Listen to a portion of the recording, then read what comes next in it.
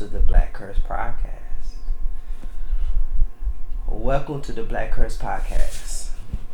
This is episode 2. Yeah. So we gotta get started with what we listened to, the vinyls we listened to before the show. So the first vinyl I listened to was Saturday Night Live.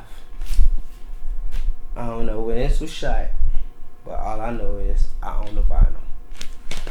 Yeah. Saturday Night Live. This shit was dope with John Belushi. Oh man, the last thing I was listening to was John Coltrane. It's right here. Shit was hard. I always been a fan of jazz music. Like, for me as a kid growing up, my mom didn't play a whole lot of music. You know what I'm saying? So, the music she did play was like hip hop or rap. So, like, I grew up to like Biggie and Tupac. And you'd be like, what the fuck this got to do with jazz?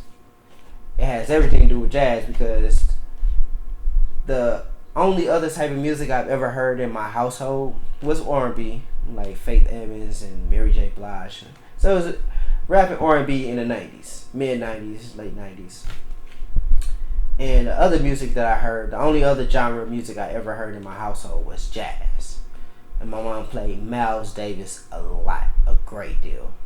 So like, I grew up listening to like hip hop and R&B in the mid 90s and late 90s or whatever, and then jazz music. That was like the only other genre I heard in my household was jazz music.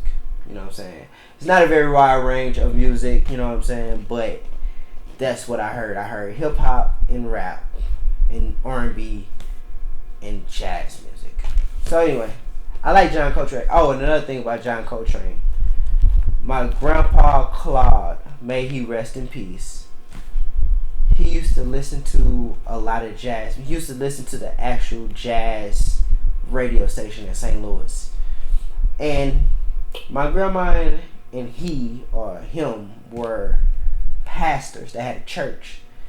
And he used to love to play jazz, the jazz radio station, but my grandma would always like turn it off because it's the devil music.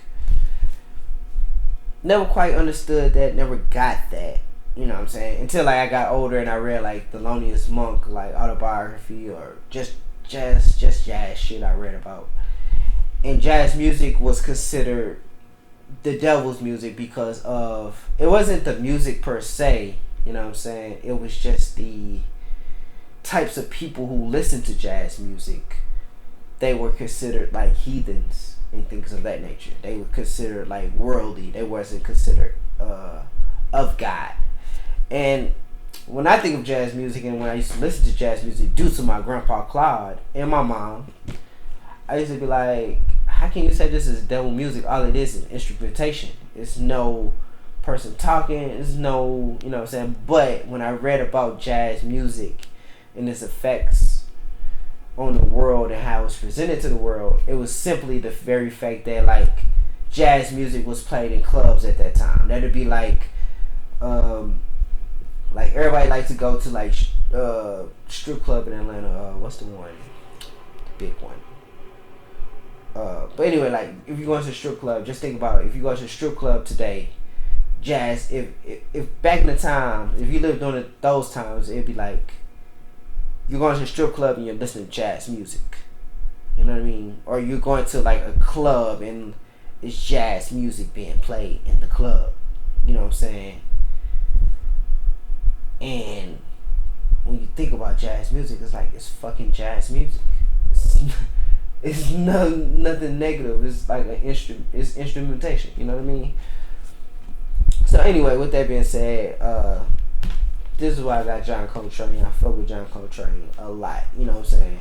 Due to my mom and my grandpa or whatever, I've been into jazz music. Like, you know what I'm saying? I listen to jazz music. I try my best to find as much jazz music as I can possibly find because I don't know. It's really near to my heart. I really fuck with jazz. I like jazz a whole lot. You know what I mean? Anyway. Oh man. Oh man. So my next album is Luke and J Sky. Uncle Luke, the great Uncle Luke of hip hop. If you don't know, research. So anyway, it called album cover say Luke and J Sky Freak Shouty. Freak Shouty. Yeah. So I fuck with Uncle Luke. He's a pioneer in hip hop, man. Like if you don't know the story, go research, man. A legend. Like a straight up legend. For real, bro. Like man, when I saw this and I saw like Uncle Luke and like I seen the album cover, like I had to snatch this. Like this shit is real. This shit dope. Like shit real dope. Oh man, mass production. So I got this vinyl, man. I enjoy. It's a mass production in the purest form. This shit is hard. Like I think like the cover art is dope. I think it's like I always loved the 1970s. You know what I mean? Like they vibes, they style. You know what I'm saying? The bell bottoms, just the whole look. I always was into that. You know what I'm saying? If you ever catch me in the 70s, look, it's because I always fuck with the 70s. You know what I'm saying? But anyway, mass production shit like hard to me. I actually like this album though in the purest form. Mass production. Oh my gosh. Oh my gosh, Santana, Amigos. Oh my gosh. This shit hurt hard. Like, go check this shit out right here. Like, Santana, Amigos. This shit, like, what that is, bro. But my favorite song on this fucking vinyl is this. It's side 2, Europa, Earth's Cry, Heaven's Smile. Oh my gosh, go listen to that shit. That shit, like, amazing, bro. Like, that shit hard. Like Europa's. This my shit. Fuck with it. Santana. Like Santana Amigos, bro. This shit right here is dope. I actually like this vinyl. Like it was something I actually went to the store and I bought because of cover art, because it was Santana, and when I played it I liked it. So alright. This guy name is Earl Grant. Bought this vinyl. I don't even know where from. I just bought it. Like, it's called Stand By Me, Earl Grant. Fuck with it. All I can say is I fuck with it. You know what I mean? Like, when I listen to it, shit hard. Anyway. So, let's see what we got to talk about today.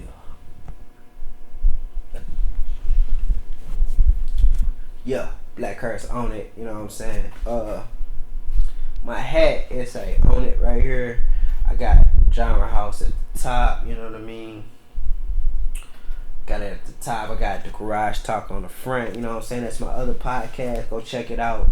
You know what I'm saying? It's on the Genre House YouTube. Bow. So, the first topic I want to talk about. Man, I guess the first topic I want to talk about is we talk about this Ronald Green. Ronald Green.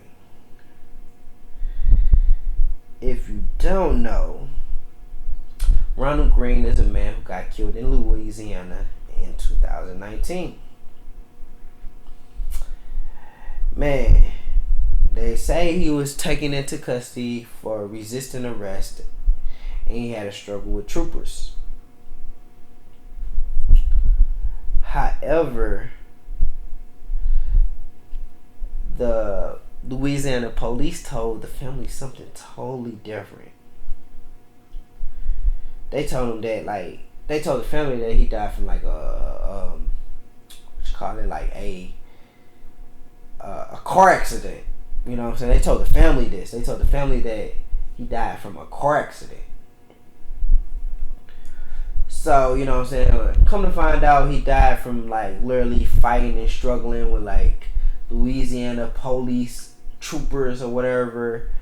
And he died in that situation. You know what I mean? And I just think it's kind of like, hearing about this is like, if you actually tap into the story, the thing that intrigues me or fucked me up the most is that this man was like crying out for his help.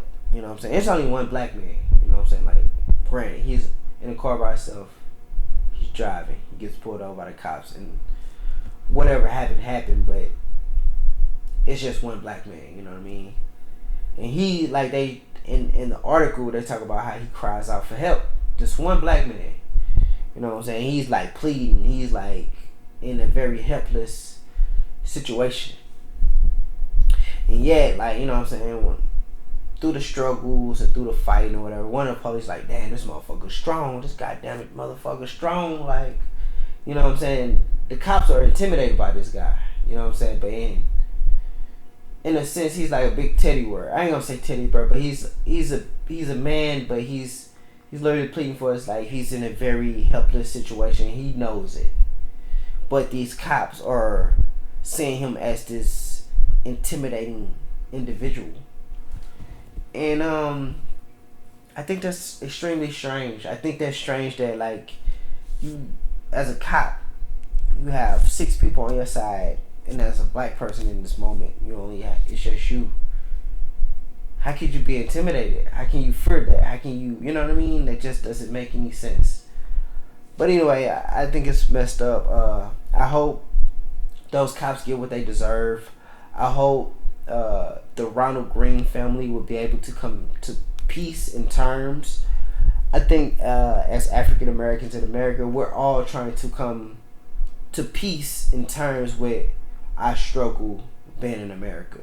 I think we have always been that way. I think we have always tried to come to peace in terms with that, to try to survive or try to coexist with white people in America. And it's unfortunate that we have to do that. Like, you know what I'm saying? We have to see these things and not be outraged and somehow hold it all together. Somehow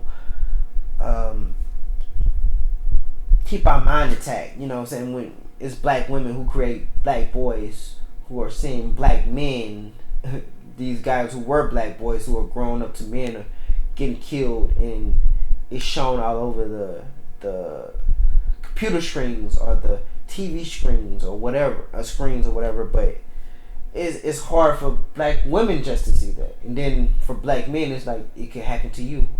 Me being a black man, I know it could happen to me. You know what I mean?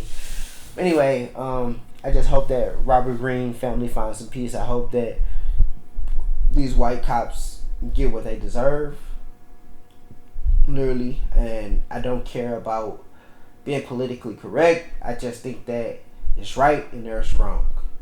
And I think the whole entire system is wrong when it comes to black people and the fucking law of the land. I feel like at the end of the day,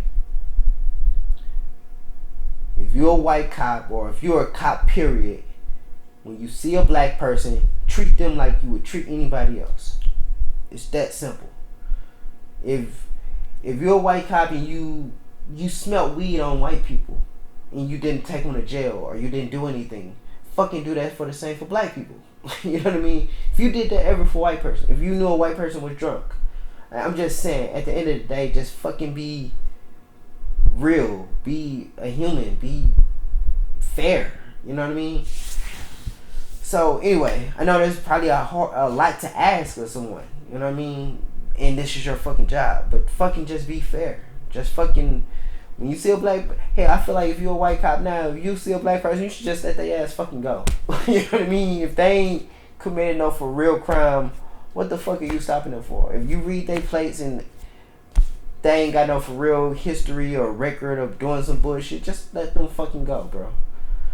But anyway, I digest. I just hope that that family can get peace out of this somehow, and that it can be an understanding in America, because their problem is our problem. You know what I'm saying? That's the problem. Like, I think black people kind of can look at that and say, oh man, you know, it just happened in their family, but it can happen to anybody's fucking family if you're black. Hell, the way we're so intermixed now, that it's black men and black women in white families now, because they dating a spouse or married to a spouse, that hell, you should be fucking just concerned, you know what I'm saying, for your family happiness or whatever. But anyway, I just hope they get some type of peace. Anyway, I just hope they get some type of peace. And the next topic I want to talk about.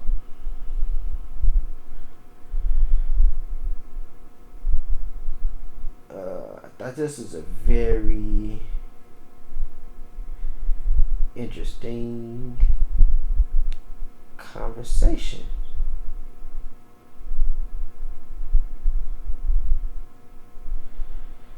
Okay, so I was watching. I was listening to this. Well, not listening. I was looking at something on NPR, and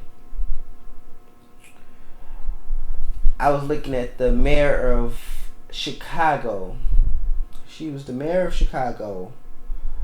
I think she's going. I think she's leaving office or whatever. But anyway, Lori Lightfoot, or whatever. During her post of being a mayor of Chicago, she is only allowing people of color to interview her about her.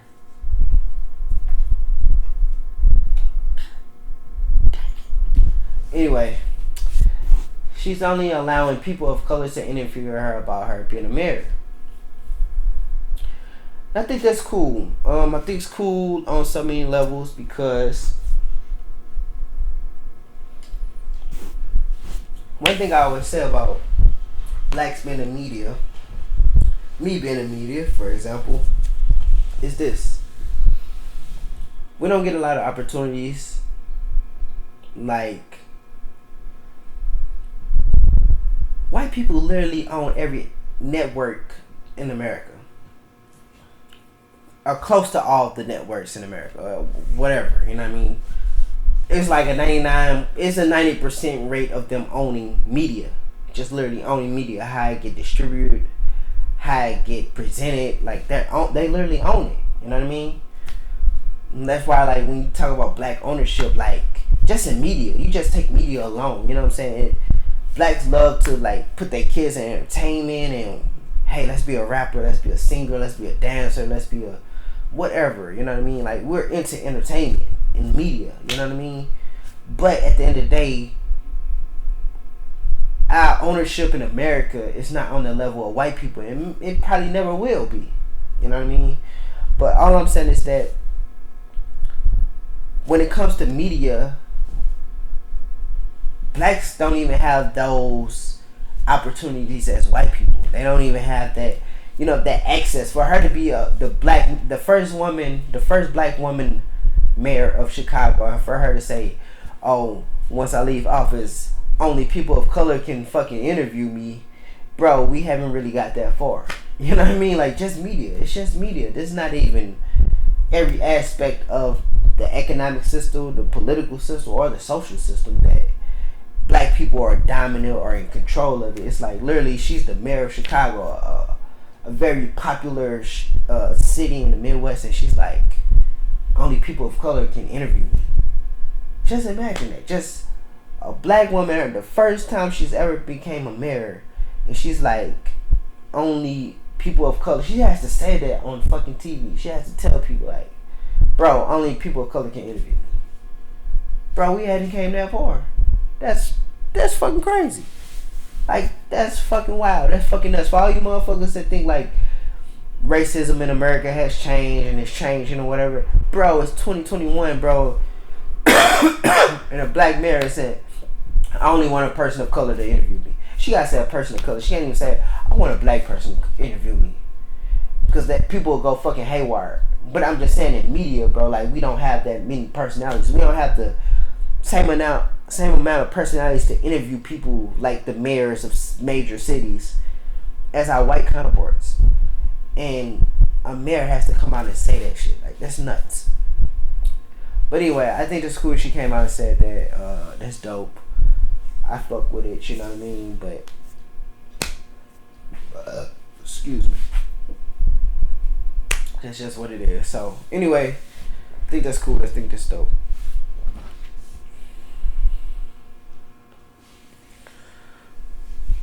Oh man.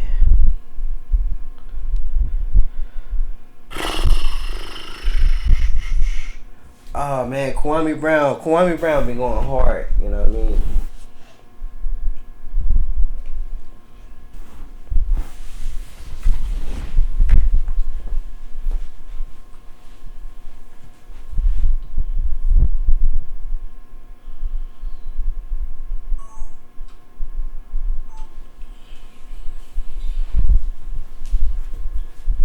Ah man, Kwame Brown been going hard. You know what I'm saying? Kwame Brown versus All the Smoke. Kwame Brown versus Charlamagne the God. Stephen A. Smith.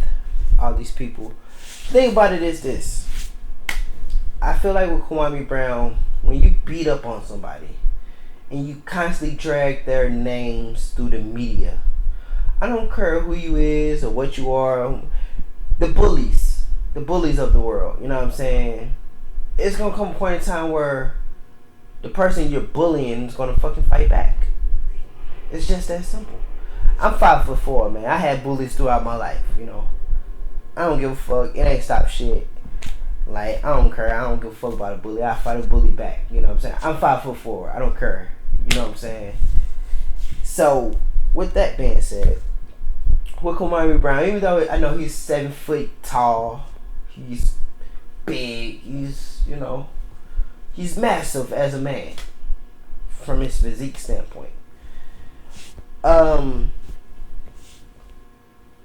way the media would like drag him down and say things about him, and this is my point of view about the NBA. Anybody who plays 10 years in the NBA is a phenomenal basketball player. I don't think being in the NBA, you gotta think it's like 15 people on each teams or whatever. What is it? 32 teams or whatever. How many ever teams it is? It's like 15 spots on it. You know what I'm saying? It's different as opposed to the NFL where it's like 52 players on. You have to have 52 players on the bench. You know what I'm saying? For you to be considered an NFL team. NBA is only 12 to 15. So that's like cut more than half, or you know what I'm saying? But anyway, Kwame Brown played in the NBA for 10 years. I remember vividly when he first came to the league. I knew he was a number one pick by the Wizards. And I remember he was being a number one pick because my dad was around me at that time. And around my dad is a very Michael Jordan. He's a big Michael Jordan fan. My dad used to wear the like champion jerseys with Michael Jordan. You know what I'm saying? Like that was the jerseys back in the 90s. Like my dad used to wear that shit all the time. Like he had the black Michael Jordan jersey. He had the red Michael Jordan jersey. He had the Jordan shoes. He was that guy. He was that to me. Like, you know, he presented Jordan. He had the 23 and the 45. You know what I'm saying? He was a big Jordan fan, you know. So anyway, when he came back to the league, my dad was around my life at that moment, at that time. And I remember watching the draft and Kwame Brown being the number one pick for the Washington Wizards or whatever. And I remember like me and my dad watching the preseason game and a couple season games of the Washington Wizards at the time because fucking Michael Jordan was on the team. And when I used to watch Kwame Brown, he wasn't that bad of a player. He wasn't horrible. He wasn't. In a realistic sense, a player coming out of high school going to the NBA to me is like, that's like such a big difference that anybody who can hang with those grown men and they're 18 years old, you ain't been cut. You ain't been like, you know, you play 10 years in the NBA. Bro, you're not trash. You know what I mean? Like, you're not trash. Matt Barnes, Steven Jackson, it could have been a hint. It could have been a sense of jealousy because he's the number one pick and they was whatever pick they was. You know what I mean? And they feel like they had a better career, this, that, third. But do know this. You can't be what you are due to the environment you're put in. With that being said, an 18-year-old Kwame Brown, who's possibly was maybe just a role player in the NBA. However, he was the best player in that draft. Well, the prediction was he was the best player in the draft. Literally, that was the predicament. And he get drafted to the worst fucking team in the world, the fucking Washington Wizards. They had fucking Popeye Jones and Jahadi White or what? And I know Jahadi White was on the fucking team because he's from fucking St. Louis. You know what I mean? Like trash.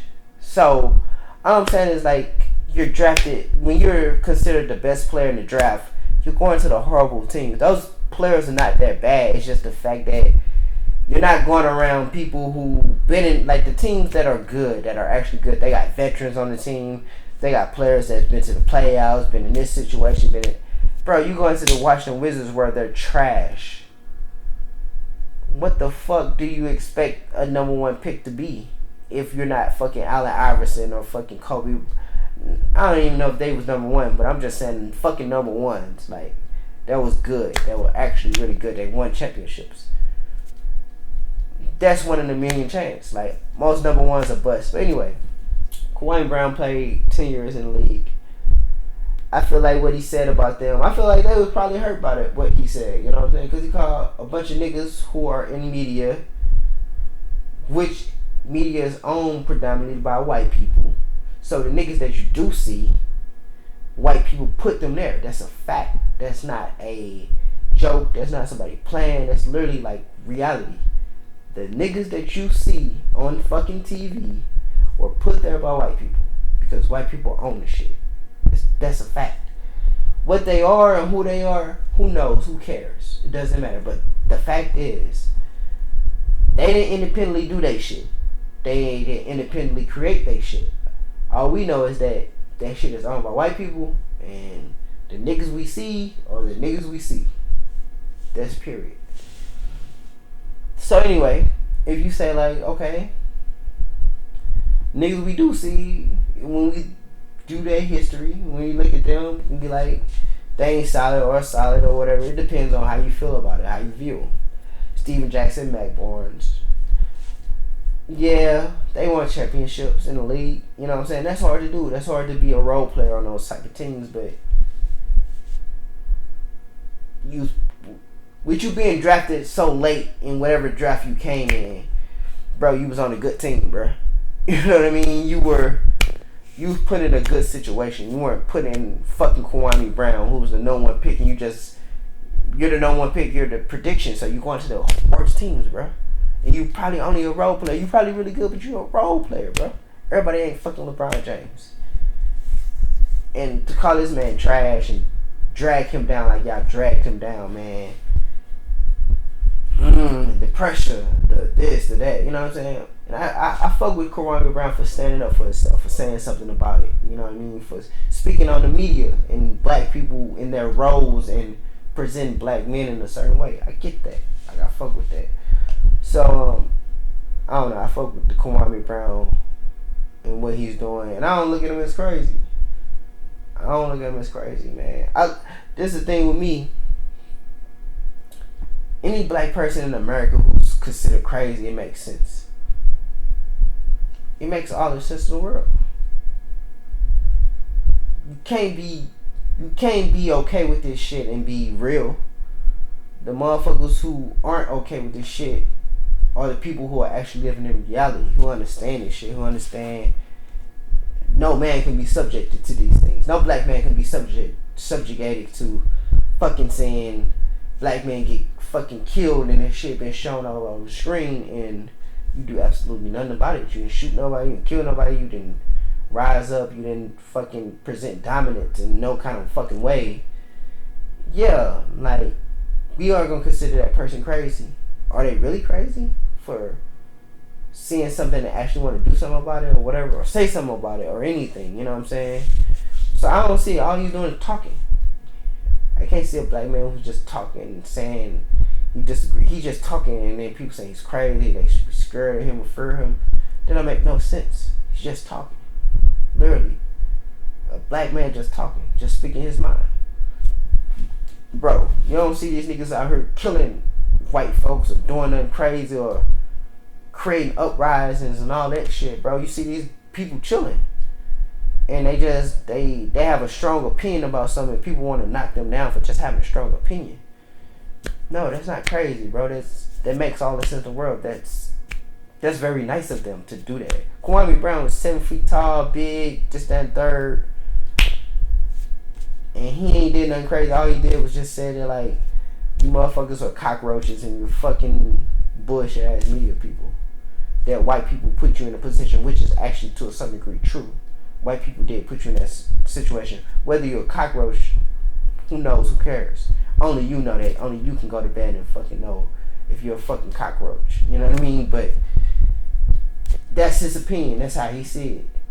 And for all the backlash, for all the whatever coming from the people that are presented to the world through white people, like, it makes sense that y'all would say something. You know what I mean? If I was in y'all position, if I was backed by the white people, I'm not saying shit. Kwame Brown can say what the fuck he want to say. He ain't getting paid off the shit. I am. You know what I mean? I don't know. If I was in y'all position, I'd be a little bit different. But the very fact that you guys respond to him says a lot about all of you guys.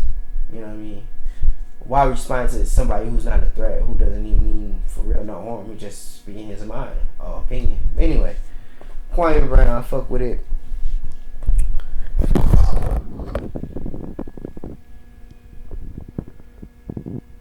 Dope shit.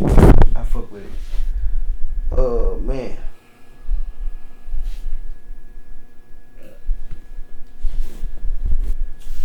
Joe Budden versus Olivia Dope.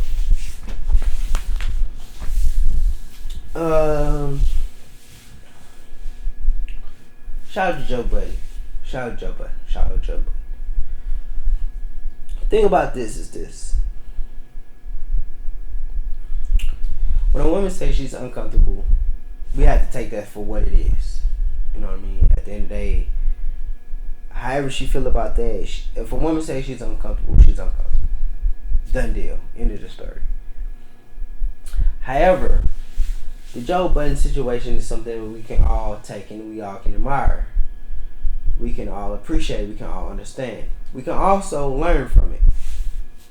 So with Joe Budden, Olivia Dope was on the show, and Joe Budden said some very not nice things, or things that could be considered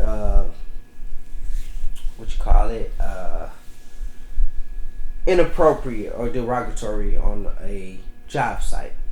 And Joe being the owner, the head honcho, got some backlash. So I look at that and I say, yeah, Joe was in the wrong for things he said, things he done. However, him and his team and his staff, they went about it the right way. And the way I look at it is like this: how many women can say when they go on a job site and they have a sexual harassment accident, people ask them, "Are you okay? How do you feel about that? Are you sure you want to go back on, or this, that, and third?" Joe Budden team did that. So kudos to all of them for that. You know what I mean? Joe Budden has to be a better leader and not fucking say the shit he fucking said. But at the end of the day, it's entertainment to a certain degree. So when cameras come on, people are turning that shit on. Like, I'm turning this shit on for y'all. You can rock with it, not fucking rock with it. I don't give a fuck. Like, I say that with precaution. And when I say that with precaution, I mean it.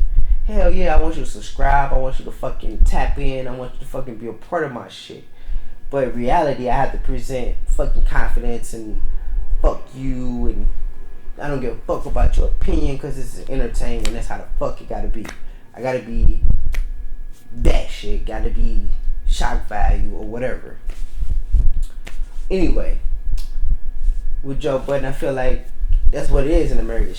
It's shock value. It's turning on for the cameras. It's, you know what I'm saying? It's doing it. It's all facade. All this shit is facade. You know what I mean? I don't make it down for the shit, but you can be like, look at my quality and be like, oh, this shit killing this man over here, but it's all a facade, bro. Like, I pay a lot just to maintain this shit. You know what I mean? But anyway, Joe Budden, I look at it like that. Like, it's a facade. It's a show, and I always got that vibe from him. I never got like that shit serious. Even with Marlon Rory or whatever, I just see it as like entertainment, bro. Like he exaggerate the story to present it to a world in a certain kind of way. So it's entertainment, bro. It's a show. It's a facade. It's just putting on. So anyway, when she was talking about sexual harassment, he had no situation outside of work or anything like that, or any sexual. It was just on that one time doing that show. The way it's presented, that he said some things that was very inappropriate, but cameras was on. It's entertainment. It was whatever. You can take it however you want to take it. I get both perspectives. I get how a woman can be uncomfortable, and I get how like a man can be like, bro, I'm just putting on or whatever. Anyway, cameras, 100 people around, just that third. But a woman says she feels uncomfortable, so a woman feels uncomfortable.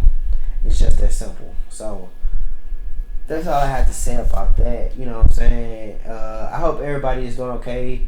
You know what I'm saying? A lot of times too with that, with like sexual harassment, a lot of times with men and people just across the board, you know what I'm saying, sometimes not knowing, like I think for instance like women, like with women rights points of views and things of that nature, it's like men should change their perspective about women, you know what I mean? And women can say that because of how they grew up. They grew up in a very male dominated world. You know what I mean? But also you gotta think about like you growing up in a like you as a woman growing up in a very male dominated world. That man grew up in a very male dominated world as well. So both of y'all need to teaching. Both of y'all need to be retrained on how to feel or how to think. You know what I mean? Like about situations. And I think like with sometimes with those women's rights groups or people, I think they kind of miss that point of view. That sometimes that like men just don't know, because it's like you only know what you're taught. You only know where you come from. Not me as a man. I can say that. I can say that like things as a man growing up in America. Me as a black man growing up in America. I'm only taught certain, like literally I'm only taught, like for me personally, when it comes to women, when it comes to a woman, all the women I know, all the women I grew up around were fucking empowered. The niggas were not empowered. Like simply it was more single parent mother, like it was single parent households with the mothers taking care of the kids and making sure those kids had food, clothing, shelter, private schools, whatever the fuck they had. You know what I'm saying? Like it was just a woman providing that shit. That was just it. You know what I mean? The males, man, to this day, what the fuck are they? Drug addicts, fucking broke, fucking nothing. Like they ain't got shit going on. They ain't doing shit. Like that's the niggas, that's the men. Like, you know what I mean? So when you talk about that women's rights shit, like for me, I seen women's rights. I seen women being providers, being independent, having I don't know like certain shit. Like I don't know when I say I don't know certain shit, I don't know like they sexual preference or things of their nature or whatever. They was having sex with some fucking body. You know what I mean? Like who knows? Who cares? You know what I'm saying? But I seen them as women. I know they had a sex life. I know they had this life. I know they was taking care of their families. I know they was doing this. I know they was providers. I know they was there. That's women's rights. That's, you know what I'm saying? So anyway, with Joe Budden or whatever, I feel like at the end of the day, it's just, you know what I'm saying, he need to be trained on it or whatever. Like he make that right. You know what I mean? And it's bad, but it's not as bad as certain situations. And then when she was sexually harassed, or when she felt like it was some sexual harassment, some bullshit going on, people asked her if she was okay. It's accounts of that. So I think it's cool. I think it's a learning lesson. I think it's good. I think it's great to be shown in media and be shown on black media how to deal with a sexual harassment case in that shit in real life. That shit like on camera or whatever. So anyway, at the end of the day, shout out to them. I hope everybody's okay. Yeah, Joe Budden. So the next topic. Oh man, the next topic. Mac Homie. Shout out to Mac Homie. You know what I'm saying? Pray for Paris, Griselda Records. Man, I fuck with that album a whole lot. You know what I'm saying? I fuck with like the vibes, the styles, the instrumentation of it. You know what I'm saying? I like Pray for Haiti. You know what I'm saying? Because like I understood like you know what I'm saying how impactful Haiti is to black people, to the world, honestly, on the freedoms, on a very revolutionary level. You know what I'm saying? Haiti was the first country to gain a freedom in the Western world. You know what I mean? And it was black people using the African religion to fucking defeat their oppressors. You know what I'm saying? So, I feel like to a certain degree that album may be a bit about that. I don't know. You know what I mean? Rappers or rappers. But anyway, I like that say pray for Haiti. You know what I'm saying? Because I always think like that. I think like for a country to be black and revolutionary, you know what I'm saying? Let's pray for them. Let's make sure. Like that's what I be fucking like pissed off about like religious black people in America. Like, why don't y'all pray for those type of people? Why don't you know that history, bro? And be like, bro, black people being revolutionary, bro. We need to pray for that. We need to make sure that those people are okay and we don't hear about Haiti the way the fuck we hear about Haiti. You know what I'm saying? Like, pray for that shit. Like, pray for Haiti. Pray for people who come from that stock of being revolutionary. It's a reason why like Haiti is shown in a very negative way. You know what I'm saying? So I feel like pray for Haiti. You know what I'm saying? Like I feel like that album title is very, very important, very deep. You know what I mean? Like pray for Haiti. Pray for black people in Haiti. You know what I'm saying? This is the thing. I don't care what your religious preference is. I'm just saying that pray for those black people in Haiti to fucking be able to be set their feet, their families. They're economically successful, they're politically successful, they socially acceptable, and also revolutionary in what they do. Like, you know what I mean? Like, pray for that. Like, they have a history of that. Pray that continues. Pray that like somehow they have a leader today that's like to sign an overture of yesterday. You know what I mean? Like, pray for Haiti. Like, pray for those type of, pray for all of Africa, pray for all the black people, you know, all you religious people, pray for those people, bro. Pray for those people to be economically successful, politically successful, socially successful. You know what I'm saying? Like, dominant in the world. You know what I mean? Where their kids are able to eat, people that look like you are able to eat, able to survive. You know what I mean? And people say I don't believe in God, I don't care, but I'm just saying, bro. A person that look like me, bro, I want their kids to be able to eat. Like, I want my kid to eat. So, pray for those people. Pray for Haiti, bro. I know in Haiti there's a lot of black people. Dominican Republic, and they're on that white shit. Haiti is on that black shit. Like, pray for Haiti. You know what I mean? Pray for those black people down there. Pray that they can even tell us their history. That, you know what I'm saying? It was a black religion that kicked Christianity ass. You know what I mean?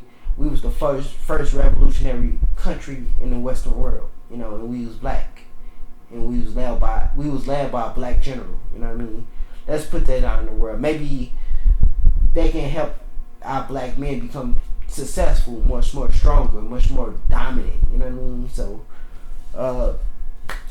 pray for Haiti. Check out Mac Homie, man. I fuck with that shit. West Side Grind, you know, Griselda, you know, they produced it. I fuck with it. Yeah, I like the album my whole life. That's what I've been on. That's what I've been jamming like damn near every day. Fuck with Cole, but I've literally been jamming like Mac Homie. That's what I've been on. So anyway, this is the BlackCurse podcast. This is episode 2. Man, I'm the greatest shit ever to happen. You know what I'm saying? It's the Garage Talk. You know what I'm saying? Episode 10 hat I got on. You know what I'm saying? Own it. I got genre in red, house in green. Green for the money, red because I'll kill you. I don't know. But anyway, the BlackCurse podcast, episode 2, the nigga Rise the American. Own it. Bang. Bang.